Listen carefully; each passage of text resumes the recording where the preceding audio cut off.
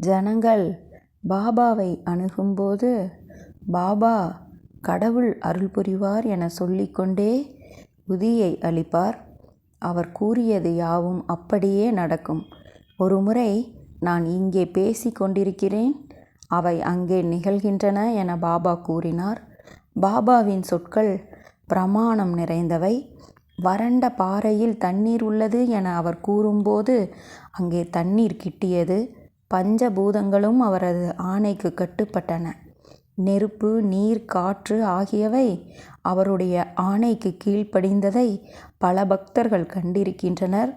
கொழுந்துவிட்டு உயரமாக எரியும் தீ அவரது ஆணைக்கு கட்டுப்பட்டு அடங்கியது.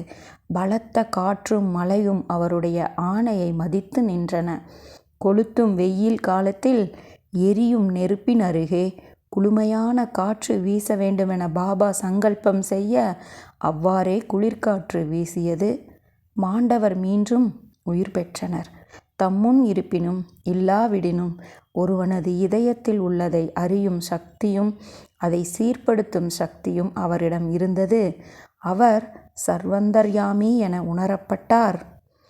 ஓ சந்தோர்கர், எல்லா ஜீவராசிகளின் இதயங்களிலும் நான் உள்ளேன் என பாபாவே ஒரு முறை கூறியுள்ளார்.